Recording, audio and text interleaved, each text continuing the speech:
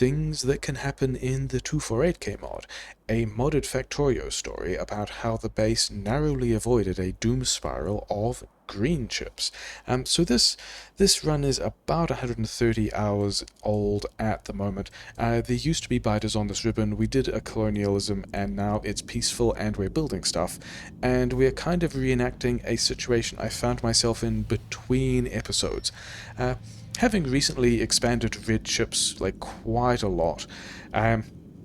Red chips in the 248K mod require ceramics, which requires steam, but it's just a whole lot easier to move around lead coolant than steam, so I was arranging trains for that, and decided that I should check in on the recent module upgrade facility, which is all the way at the other side of the map. In the 248K mod, there are a couple of late game resources that you get from rocket launchers, from a series of rocket launchers, so they're kind of expensive. But then later, and it's now later, you get a way to coverx these two resources into each other, and then if you have the right kind of modules, which are kind of expensive, leverage new material from the productivity bonus of that coverx setup. So this entire thing here, heavily beaconed, these are the beacons in the 248K mod, hopefully lets me avoid launching so many rockets, which would be good, except that, like, these module upgrades are not really happening, even though I've got a lot of this material sitting around. Turns out what I also need is a bunch of data cards, which are also getting hopped over the networks, because the data cards are also a launch resource. So why wasn't I getting data cards? I didn't think I would be short on rocket components, because those are all pretty healthy now.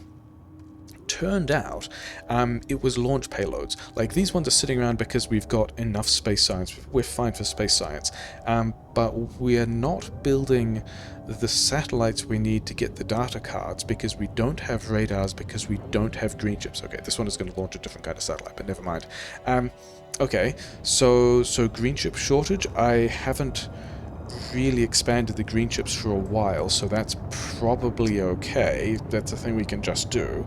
At some point, I checked my production tab and noticed this cliff edge, which is a different problem and also pretty bad. And it's also not just copper coils, it's several, like, quite a lot of resources are just dying here in a way that's, not encouraging. And checked a power grid, and confirms my suspicions that the Ki3 cores are offline. They're not drawing any electricity. In the 248K mod, the beacons don't just distribute effects, they distribute whatever effects are broadcast into them from a collection of beacon cores. And this is what a bunch of beacon cores look like when they're not running, which is bad, because it means the beacons aren't broadcasting the effects of the modules that are in the cores. And so we're fine for this kind, but we are low on this kind of fluid and also low on this other kind of fluid, and it turns out those input resources into the beacon cores also need green chips. So this is still the same problem. This is a worse problem. The entire base is short of green chips, and it's also much worse because the green chips supplied to the base all come from a node like this, which is this kind of C-blockish thing of, like, we pump some water out of a lake, we do a bunch of processing, and then we get iron out of that. We get iron and copper, both from lake water. This is kind of C-block in the sense that stuff is just made from water without care to where resource patches are. It's not particularly C-block in the sense that this one node is massive throughput with basically no side effects, with no waste products. It's just fantastic. But the problem is, without beacon effects, these assemblers aren't going particularly quickly, and so we're not even making the green chips that we need to power the beacon cores to get these beacons back up to speed, to get these things producing. You see the issue here. So yeah, the first kind of emergency triage we did is find out which one of these trains has more stuff on it. This one has 26,000, but it's not a full train, but that doesn't matter. The most important thing is just to task this to go down to near yeah, go near where the beacons need green chips, and then deliver those green chips there so we can get all the beacons back online. And then the second part of this is also, we also just need to expand this green chips production at this point. We're just not keeping up, and I think we can grab this much of it, and we need to go over there ourselves for a couple of reasons. First of all, we've got to landfill this stuff, but also this is a distinct roboport network so that all these logistics bots like stay in one area and don't fly away when these assemblers are actually running fast enough to be doing a lot of stuff. So that should extend our green chips a bit, kind of. It turns out I have a secondary separate semi-C block situation over here, which is also doing a very similar thing, which is also making green chips, but these green chips don't leave this node, they get turned into blue chips first.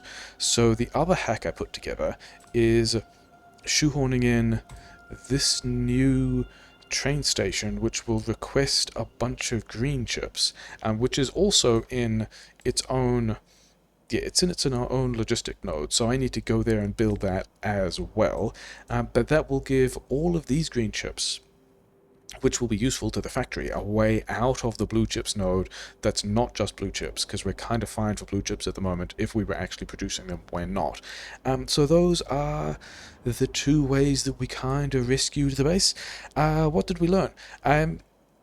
First of all, I guess the thing is, if you're relying on massively overproducing your green chips, first of all, like, keep an eye on whether you're actually overproducing them. Second of all, kind of a bad idea to be making all the green chips over here on one side of the ribbon, and then the most important thing that must get green chips under all circumstances being the furthest away, and not getting green chips deliveries if anything else wanted them. It's kind of a, yeah, there's nothing else over here that actually needs green chips. This because of train distance is the lowest priority thing, and we're just going to handle that by just making more. Yeah, it's a nice thing. It's like a late game coal spiral. I think this is a nice part of a mod design because you don't just have objectives to build towards, you also have failure modes to avoid. And by the time you're this far into a Factorio run, you know how to deal with that stuff, allegedly, or at least recover from it. But that's what happened, and it's kind of fine. We're working towards a new kind of trains. That's all pretty exciting. Yeah, mostly good things.